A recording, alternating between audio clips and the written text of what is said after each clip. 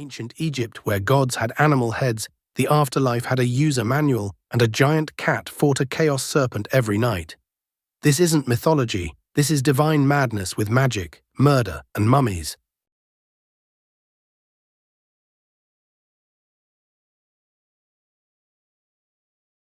Ancient Egypt, land of pyramids, mummies, and gods stranger than fiction. Forget the solemn afterlife you've seen in documentaries. The real Egyptian underworld was wild, chaotic, and run by a pantheon of divine misfits, jackal-headed judges, fire-breathing baboons, and gods with truly bizarre hobbies. Buckle up.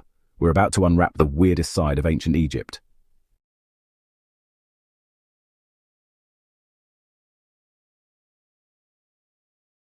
For Egyptians, death wasn't the end. It was the start of a cosmic adventure, with the Book of the Dead as your cheat sheet and a host of unpredictable gods as your guides. Their gods were flawed, funny, and sometimes terrifying, each one explaining the chaos and beauty of existence, from sunrises to sandstorms. In this universe, divine drama ruled, and the afterlife was anything but boring.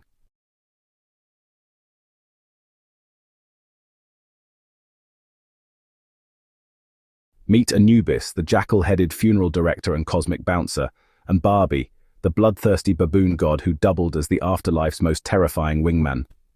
There's the Apis bull, a living god pampered like royalty, and Banebjedet, the ram god with an identity crisis. Sometimes a mediator, sometimes a shape-shifting father of pharaohs.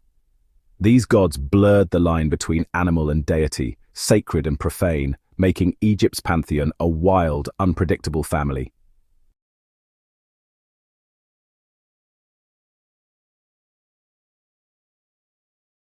Before Osiris, Anubis was the original lord of the dead, a jackal-headed guardian who protected tombs and perfected mummification. He wasn't feared, but trusted, a watchful guide ensuring every soul's journey began with order and care. Anubis's presence promised protection, guidance, and a calm authority at the threshold of eternity.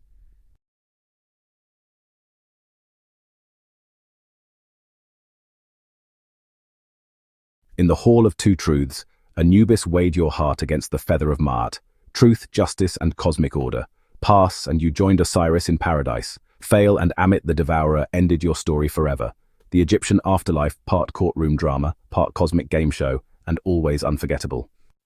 Anubis, usually a serene guide, had a darker side. When Seth tried to escape as a leopard, Anubis saw through the disguise, captured him, and branded his skin, giving leopards their spots, a warning against defying the gods. Priests wore leopard skins in rituals, embodying Anubis's power and victory over chaos. As Egypt changed, so did its gods. Anubis, once a guardian of the dead, merged with Greek Hermes to become Hermanubis, a guide for souls and a patron of magic. In Roman times, necromancers called on Anubis for forbidden rituals, using his image and name to command spirits and cast curses. From divine guide to dark sorcerer's ally, Anubis adapted, proving even gods can be reimagined. Meet Barbie, the primal lord of the underworld, an aggressive, virile baboon god feared by all. He ruled the Duat's wildest corners, testing souls with raw power and fierce dominance. As gatekeeper, Barbie could block your path or, if you proved your strength, become a terrifying ally on your journey through eternity. Barbie, the terrifying baboon god, feasted on the entrails of the wicked and guarded the gates of the underworld with fiery breath. He was a force of destruction, a grim enforcer who ensured only the righteous reached paradise, his appetite and fury a warning to all who faced judgment. Barbie, the fierce baboon god, wasn't just a devourer of the wicked, he was also the afterlife's most unlikely wingman. Egyptians believed Barbie could grant men eternal virility, ensuring pleasure in the afterlife. He was both terrifying and helpful, a wild paradox at the heart of Egyptian mythology. Meet the Apis bull, Egypt's most revered sacred animal, seen as a living god and the earthly form of Ptah. Chosen for its unique markings, the Apis bull was believed to be born from a miraculous event, not ordinary means. Once found, he was paraded to Memphis, adored as a living oracle, and pampered like royalty. The Apis bull lived in luxury, pampered by priests, worshipped as a living god, and seen as a symbol of Egypt's fortune. When he died, the nation mourned, and his funeral rivaled that of a pharaoh. his mummified body laid to rest in the Grand Serapeum.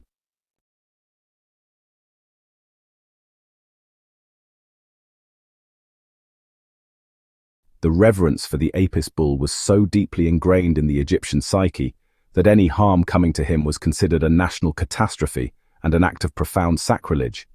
It was a line that no one, not even a foreign conqueror, should cross. This lesson was learned the hard way by the Persian king Cambyses II, who conquered Egypt in 525 BCE. According to Herodotus, Cambyses was a cruel and impious ruler who had little respect for Egyptian traditions. To demonstrate his contempt for their beliefs and to assert his dominance, he committed the ultimate act of blasphemy. He demanded to see the sacred Apis bull. When the priest brought the revered animal before him, Cambyses, feigning mockery, drew his dagger and attempted to stab the bull in the belly. However, his aim was poor, and he only managed to wound the bull in the thigh. The sacred animal bellowed in pain, and the priests carried it back to its temple, where it soon died from the infected wound. Cambyses, far from being remorseful, reportedly laughed at the priests and had them flogged.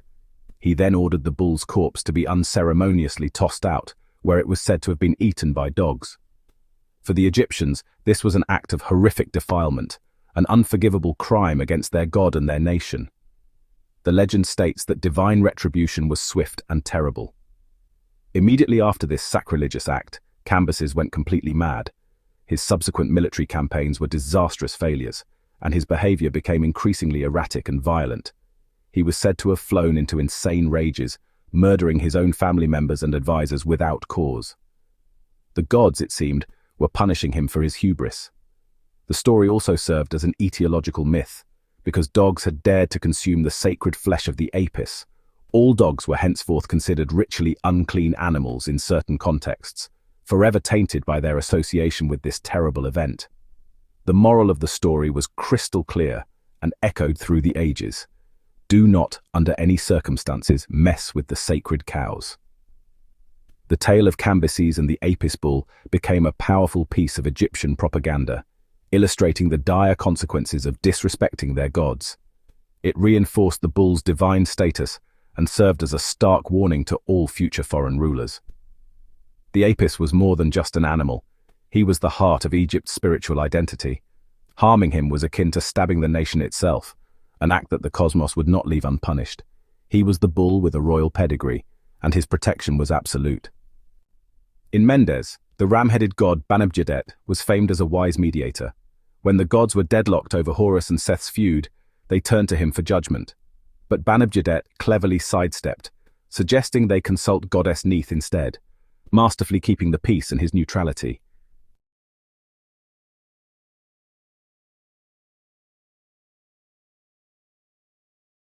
While his diplomatic skills were legendary, Banabjadet's primary claim to fame was his role as a powerful fertility god. Much like the aggressive Baboon Barbie, Banabjadet was a symbol of masculine potency and procreative power. His official titles included the rather unambiguous Lord of the Sky, and more pointedly the Lord of Sexual Pleasure. The ram, with its obvious virility and strength, was a natural symbol for these life-giving forces. In his cult center at Mendes, sacred rams were kept and worshipped as his living incarnations, much like the Apis bull at Memphis. These animals were revered as the physical embodiment of the god's formidable generative power, ensuring the fertility of the land, the livestock, and the people. This association with fertility and carnal pleasure naturally led to some rather racy stories and practices. The Greek historian Herodotus, who was often shocked and fascinated by Egyptian customs, wrote about the cult at Mendes with a certain horrified curiosity. He noted that the worship of the ram god involved rituals that were, to a Greek mind, highly unusual, including, he claimed, public ritual copulation between women and a sacred goat representing the god. While this may be an exaggerated or misunderstood account, it underscores the intense and visceral nature of Banabjadet's fertility cult. He was a god who represented the raw, untamed, and essential force of life in its most direct form. The mythology surrounding Banabjadet gets even stranger when it involves his shape-shifting abilities and divine parentage. One incredible tale claims that the creator god Ptah, wanting to father a truly exceptional heir on Earth, decided to borrow the form of the most virile god he knew. he transformed himself into Banebjudet, and in this potent ram form, visited a mortal woman. The result of this divine union, this act of celestial identity theft, was none other than the great pharaoh Rameses II. This myth conveniently explained the pharaoh's name, Ramesses, meaning Ra has borne him, while also making him the literal spawn of a divine ram, a testament to his God-given power and right to rule. This story is a perfect example of the fluid and often bizarre nature of divine identity in ancient Egypt. Gods could merge, borrow forms, and stand in for one another to serve a mythological or political purpose. Banebjudet's reputation for virility was so potent that another god literally used his image as a divine pickup strategy. It cemented Banebjudet's status as the ultimate symbol of masculine power, while also providing one of Egypt's greatest pharaohs with a truly unique and impressive divine ancestry. Being born of a god was good. Being born of a god disguised as another, even more virile god was even better.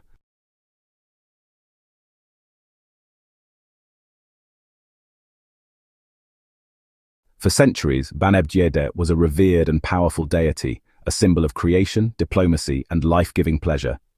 His ram-headed form was seen as sacred, a representation of one of the most positive and essential forces in the cosmos.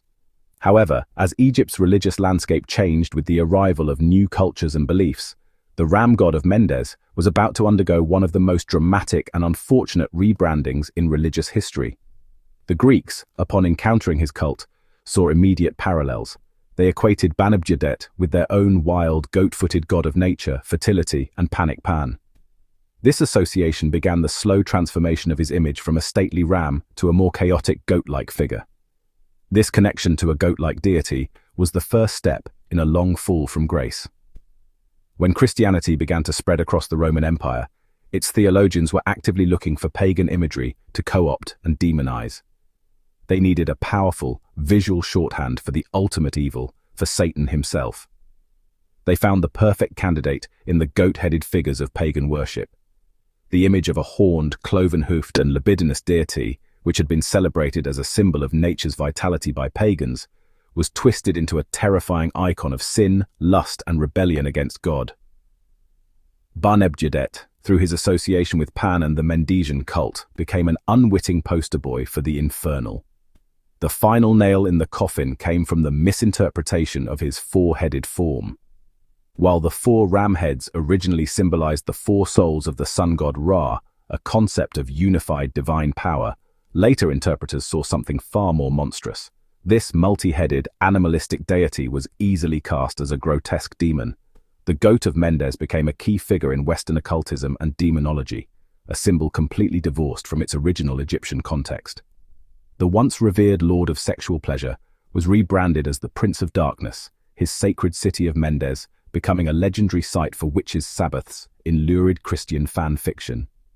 This journey from a respected creator god to a satanic icon is perhaps the ultimate glowdown of the century.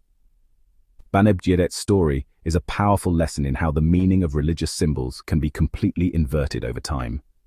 A figure once worshipped for bringing life and pleasure into the world was transformed into the very embodiment of evil and corruption.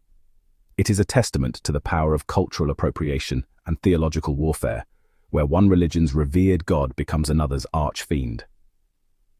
The poor ram of Mendes, the cosmic diplomat who just wanted to avoid a difficult decision, certainly never saw that coming. Before anything existed, there was only the dark, watery abyss called the Nu. From this chaos, Atum emerged, a solitary self-made god, the world's loneliest creator. He willed himself into existence, rising from the waters onto the first land, the Benben Mound. Alone, Atum began creation, not out of battle, but from a need for company, becoming the original DIY enthusiast. Alone on the primordial mound, Atum created the first gods, Shu and Tefnut, through an act of cosmic self-love. His tears of joy, when reunited with them, gave birth to humanity. In this myth, we are the result of a lonely god's love, not an afterthought, but born from longing, joy, and creation. Atum, the original creator, merged with Ra to become Atum-Ra, the sun god who journeys through the underworld each night. In one myth, Atum transforms into the great cat of Heliopolis, defeating the serpent Apophis to save the world. From lonely god to cosmic cat, Atum's story is a wild testament to Egyptian mythology. Meet Baste. Once a fierce lioness goddess of war, she evolved into the gentle, protective, cat-headed deity of home and family. Her transformation mirrored Egypt's love for cats, graceful, nurturing, yet always with claws beneath the surface. Baste embodied both serenity and ferocity, a divine guardian, ever watchful, ever powerful. In ancient Egypt, the city of Bubastis was the heart of Bastet worship.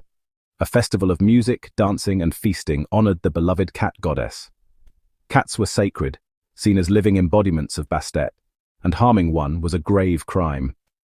Cat mummification became a massive industry, with cats bred, sacrificed, and offered as tokens of devotion. Bastet was a goddess of two natures, joyful and protective, yet capable of terrifying rage. She could bless homes or unleash devastation, her moods as unpredictable as a cat's. Worshipping her was a delicate balance. Celebrate her, but never forget her claws. She was grace and gratitude, but also consequences, divine, real, and revered. Meet Astarte, a fierce, naked lioness goddess from the Levant who stormed into Egypt with a war chariot and a reputation for chaos. She was a warrior queen, naked, lion-headed, and utterly untamed, quickly paired with Seth, Egypt's god of chaos. Astarte proved that sometimes the most effective gods were the wildest imports. From the stormy seas came Yam, a chaotic Canaanite god who threatened to drown the world in a fit of rage. Egypt's answer? Seth, the violent, unpredictable god called to punch the ocean into submission and restore order. Meet Apophis, the unkillable serpent of chaos who hated mornings and tried to devour the sun every night. Ra and his divine crew, including Seth and the great cat, fought him off so the sun could rise again. So, next sunrise, remember, it's thanks to a nightly battle against cosmic doom. Why did the Egyptians, masters of order, create such a wild pantheon? Their gods weren't perfect, they were flawed, chaotic, and deeply human. These myths made sense of a messy world, turning chaos into meaning and making divinity relatable. Gods you could understand, bargain with, and even fear. Though the temples have crumbled and the gods' language is lost, Egyptian myths endure, fascinating, charming, and disturbing us still. Their wild, complex gods remind us that belief was once vibrant and strange, blurring the line between the sacred and everyday life. These stories are a testament to the enduring power of myth.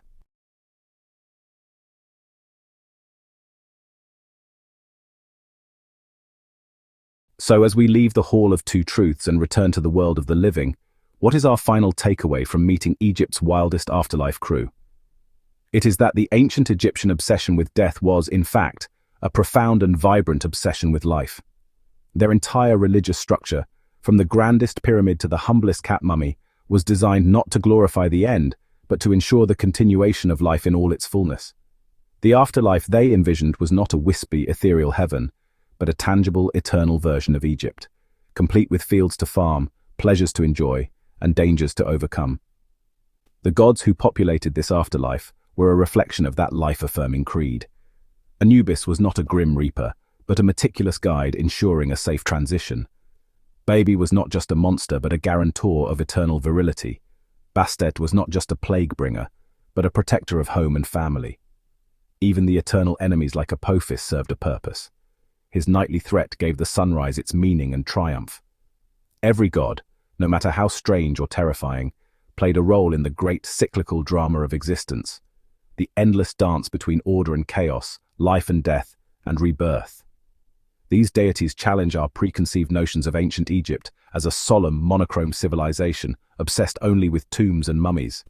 They splash vibrant, chaotic color onto that picture. They reveal a people with a rich sense of humor, a deep appreciation for nature in all its forms, and a startlingly frank acceptance of life's messier aspects, such as sex, violence, and political maneuvering. The gods of Egypt were not just gods of the dead. They were gods of living, breathing, flawed, and hopeful people who saw the divine reflected in everything from a majestic bull to a purring house cat. Perhaps the greatest lesson from Anubis and his friends is one of perspective. They remind us that for most of human history, our understanding of the cosmos has been guided by stories, wild, wonderful, and imaginative tales that give our lives meaning. They leave us with a sense of awe at the boundless creativity of the human spirit, and maybe just a little chuckle. The next time you see a leopard, a baboon, or a particularly assertive cat, You might just find yourself thinking of divine fashion statements, undead wingmen, and cosmic knife fights. And in that moment, the ancient gods of Egypt are, for a brief instant, alive once more.